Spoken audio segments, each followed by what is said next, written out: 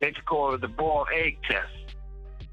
They should take a boiled egg, a raw boiled egg, and have those guys put their pants down and bend over and they stick it up their ass. I don't care if it's T.I., I don't care if it's Rick Ross, I don't care if it's Jay, I don't care if it's Snoop, I don't care if it's Game, I don't care if it's Dre.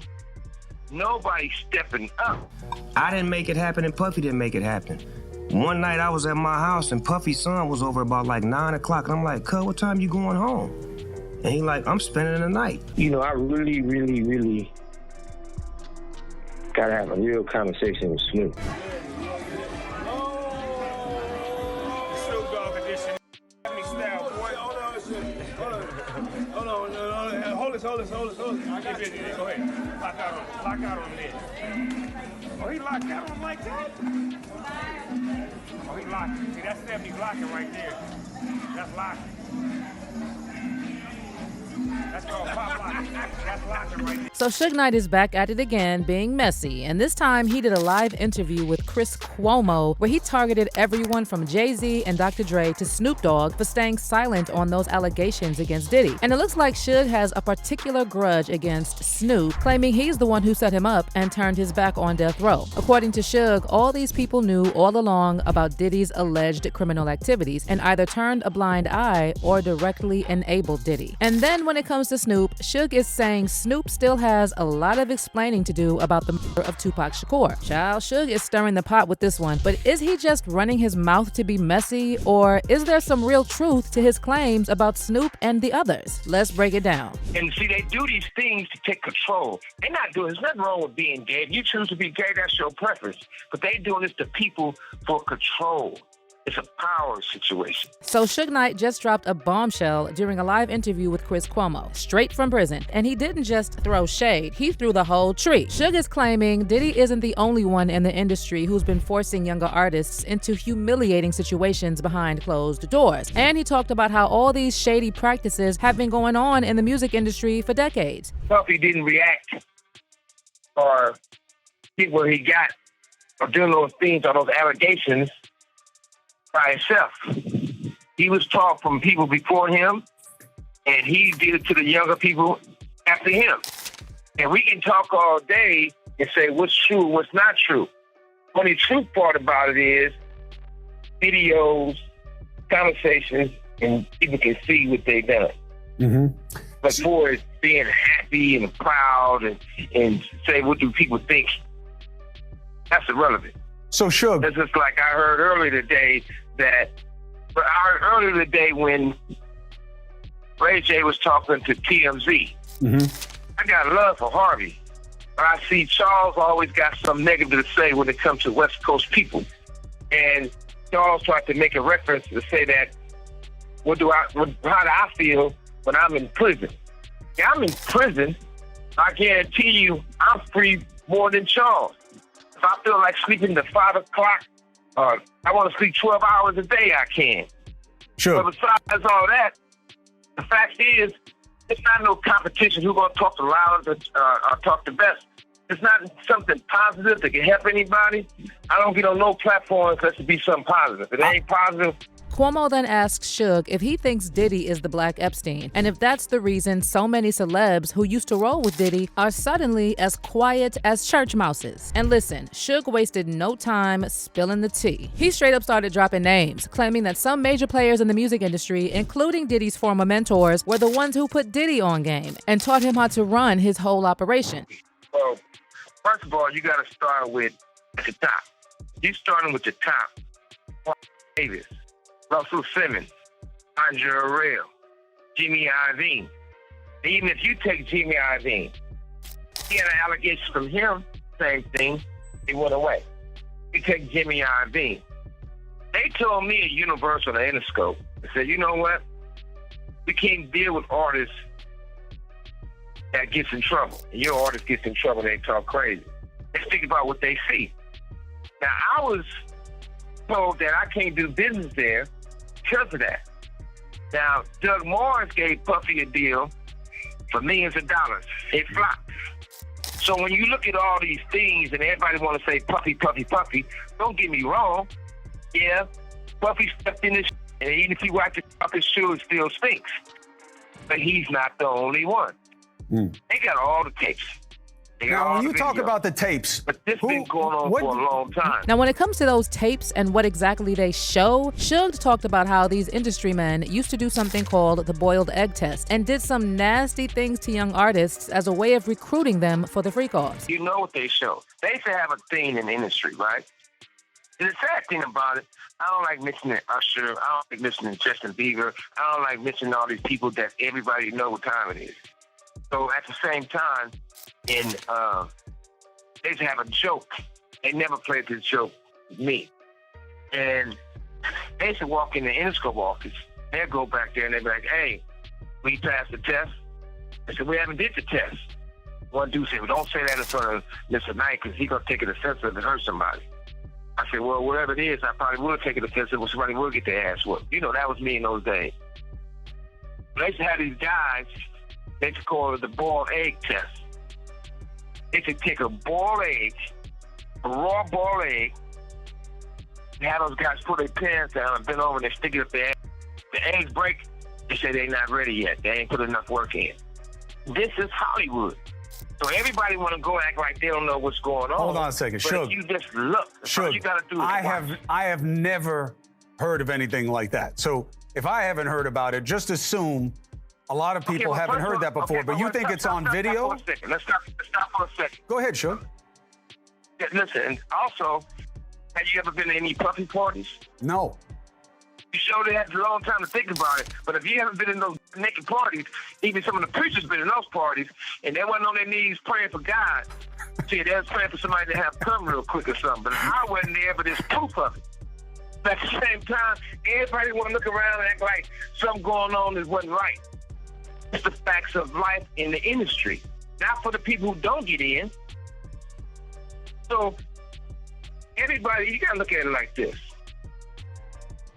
You see a beautiful woman or you see a handsome man, and it was like that all their life.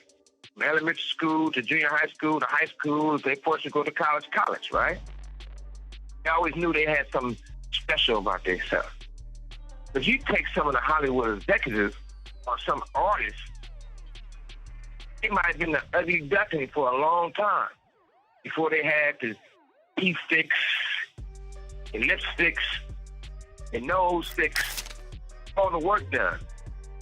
Underneath, they still the young people with no confidence because they've been that way all their life. So all of a sudden, if you look at Puffy old pictures, don't look nothing like his new pictures. You know, shit, they didn't do everything. But Suge, just because he has plastic surgery. And then Suge took it a step further and started naming all the rappers from Jay-Z to Snoop Dogg, claiming that each and every one of them knew exactly what Diddy was up to. And that's why they're all staying silent now. I don't care if it's T.I., I don't care if it's Rick Ross, I don't care if it's Jay, I don't care if it's Snoop, I don't care if it's Game, I don't care if it's Dre. Nobody's stepping up on the fact that you know what's going on. Nobody's defending him. You're right. Guys at Interscope. You're right. Okay. Nobody is defending him, but that's why I was interested in hearing your perspective. Suge then tried to get the media to focus on those above Diddy because all this mess didn't start with Diddy, and it won't end with him either. Most important thing is there's got to be a solution, because this has been going on in the industry for a whole years, for decades. And at the same time, you know, nobody wants it to be true, and it shouldn't have to be true. But if we don't fix it and do something about it, history will constantly repeat itself. Now, Suge, you said something early on that I want to get clarification for the audience. Suge, you said early on, you can't just look at Diddy in isolation. You said this was done to him. He learned from others, and it was done to him, and then he did to others. To me, that sounds like what I hear when people are talking about situations, you know, hurt people, that someone was sexually abused, they wind up being a perpetrator. Is that what you're suggesting about Sean Combs, that he was sexually abused and he now Yeah, I think that's absolutely right. I think he what was done to him. And like I said, if you look at Russell Simmons, you know the truth. Andre Harrell, you know the truth. Davis, you know the truth. Jimmy Iovine, you know the truth. So there's not certain things that all of a sudden you got this. The industry is a quick business. It's been like that for a long time. And the casting couch is real, but it's for women and men. But far from all that, I think the most important thing is I feel like they should let Puffy tell his truth. I'm quite sure he's going to expose a lot of people. I'm sure he's going to move forward with it. But I don't think it should be a situation like the Epstein thing where they found him hanging from the ceiling or dead before the truth come out. I mean, I know Suge isn't exactly the most reliable witness, but you have to admit he's on to something here because it's pretty clear Diddy had to learn the ropes from someone. And remember, Diddy was only 24 when he started Bad Boy Records after Andre Harrell fired him from Uptown. Back then, Diddy didn't have the money or the influence to do something like that on his own. And those who mentored him and helped him build his empire, well, you better believe they didn't do it for free. Okay, now let's switch gears and talk about Snoop Dogg because Suge recently made some explosive claims about Snoop's alleged role in Tupac's murder. So during a recent episode of his prison podcast, Collect Call with Suge Knight, Suge started questioning Snoop Dogg's rumored involvement in Tupac's death. And he said that Snoop has some serious explaining to do, especially when it comes to what really went down during Tupac's last days. Suge dropped some hints that Snoop might have been playing both sides back in the day, and suggested that Snoop was a little too quiet for someone who was supposed to be Tupac's friend. Suge even made it sound like Snoop might have been in on something shady, talking about how Snoop and Pac had tension in the months leading up to Pac's murder.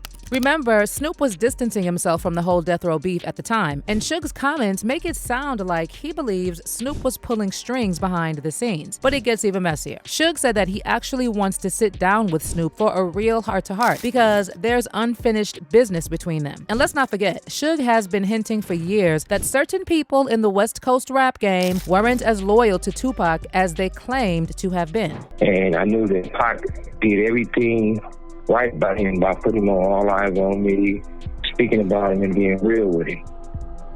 And if it's true what they say, this call and your telephone number will be monitored and recorded. Face-to-face is going to be a lot of explaining to do. But Suge didn't stop there. He reminded everyone that he's known Snoop for years and even brought up how he was the one who fronted the money for Snoop's bail during that case way back in the day. Suge's basically saying that Snoop owes him big time. And now it seems like he's throwing that back in Snoop's face, implying that Snoop turned his back on him after everything Suge did for him. I've been doing that young dude a long time. He ain't young no more, but I've been doing it since he was a young man.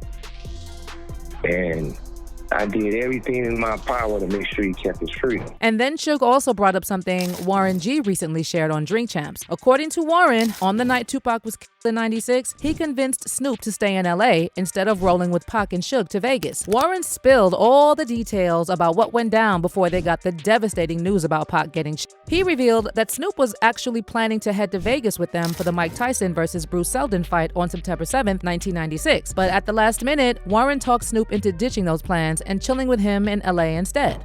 He came for the fight instead of going to Vegas. So he never went to Vegas? He never went to Vegas. He didn't go off top.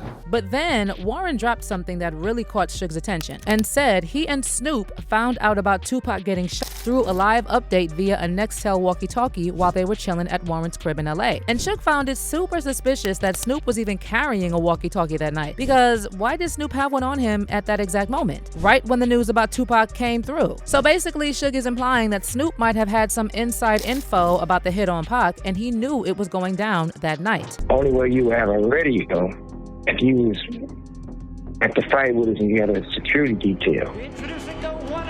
Now, I'm not having a security detail. What are you doing with the radio? But Suge didn't stop there either. He also claimed that Snoop and former death row artist Daz Dillinger actually teamed up on a track with DeAndre Smith, the man Suge is now accusing of being Tupac's alleged.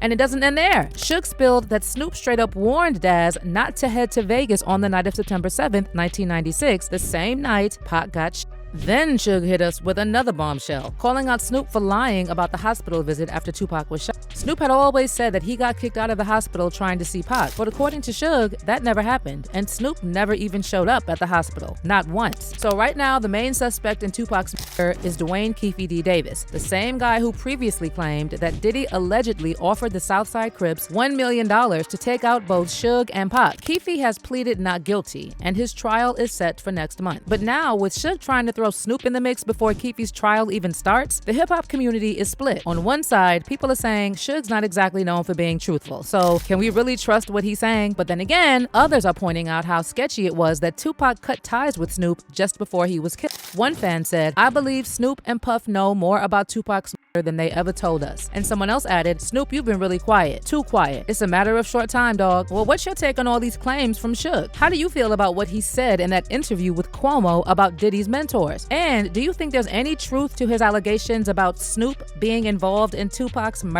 Leave comments below and don't miss out on this next video.